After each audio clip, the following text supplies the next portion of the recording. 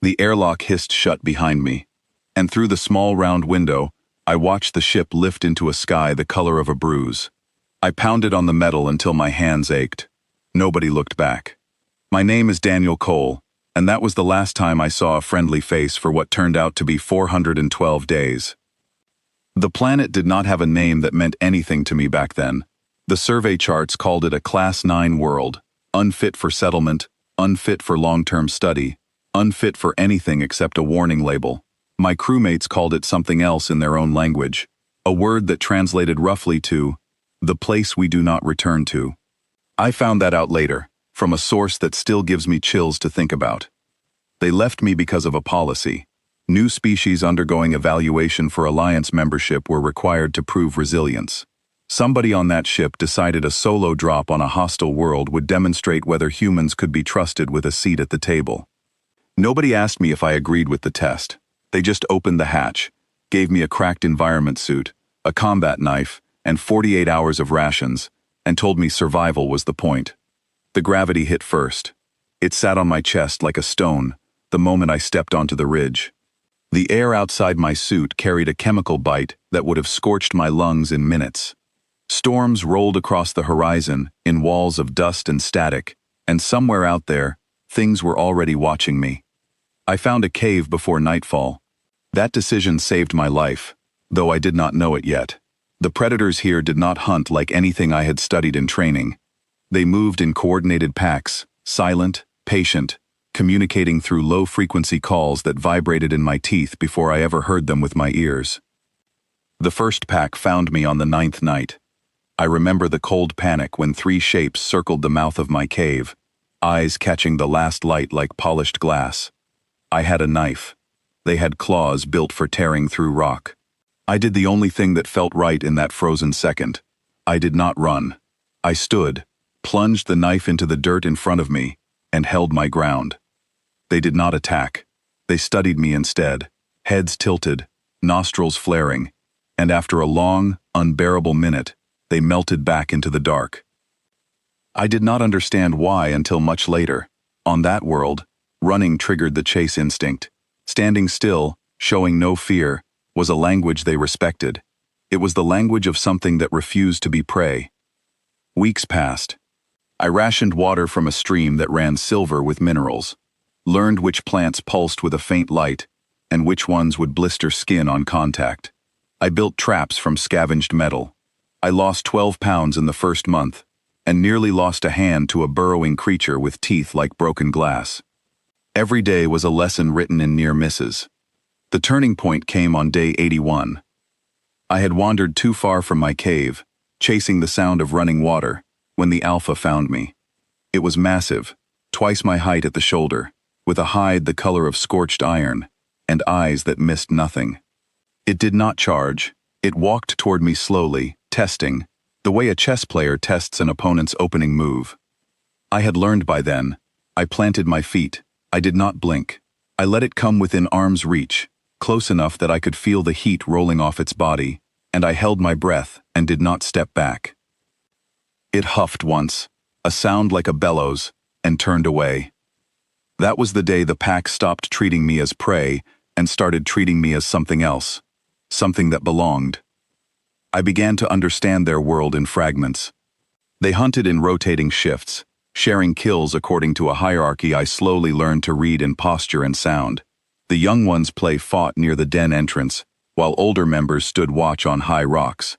There was a structure here, a society as real as anything on the ship that abandoned me, and I was being folded into it, one small test at a time. I started helping where I could.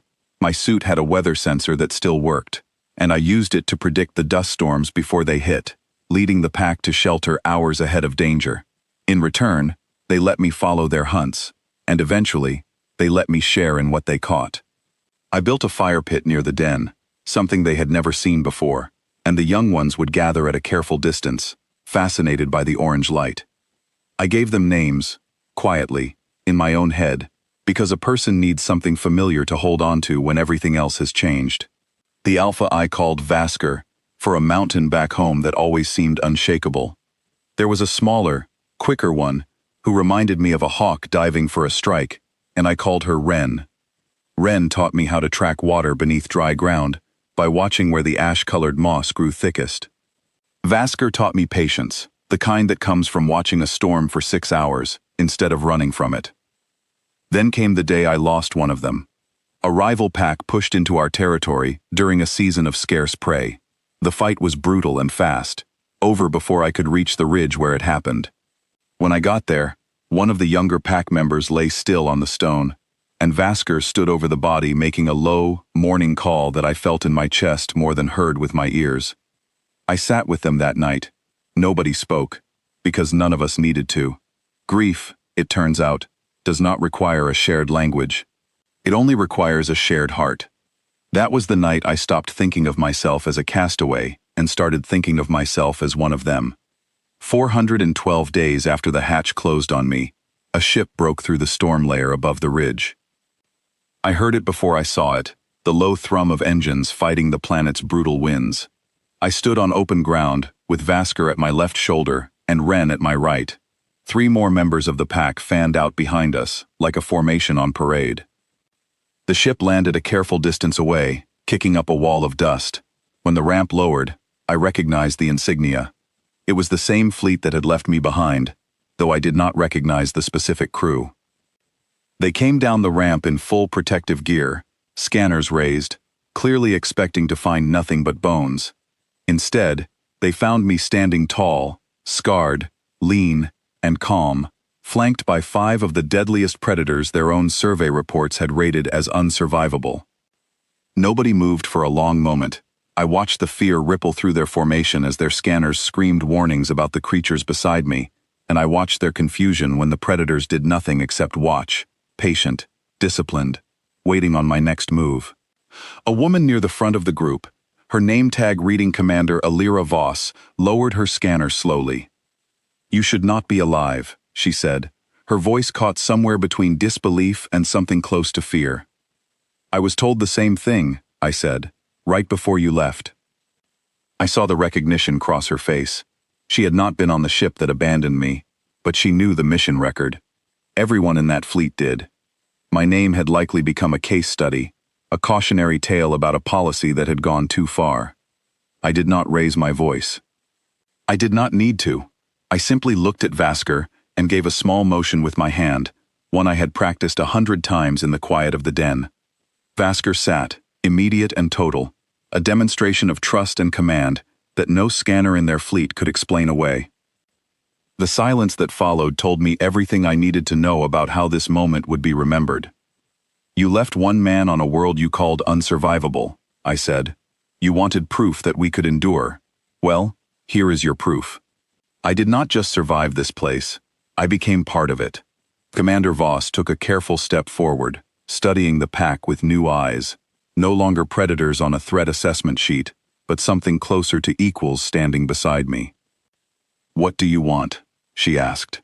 It was the right question, and I had thought about the answer for a long time, staring up at unfamiliar stars during the quiet hours after a hunt. "I want the policy changed," I said.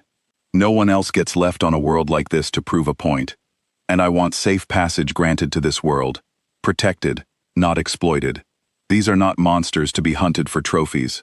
They are a people, in their own right, and they deserve the same respect you are only now learning to give me." She did not answer immediately, but I watched the calculation behind her eyes shift, the way people shift when they realize the story they believed no longer holds. I stayed a while longer after that, helping the fleet understand the world they had once dismissed as a wasteland. I taught them how to read the warning calls before a storm, how to recognize the boundaries of pack territory, how to approach without triggering the instincts that had almost killed me in the first weeks.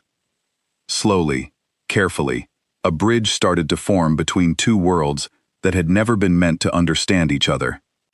When it finally came time to leave, I stood at the ridge with Vasker and Wren one last time. There was no need for words.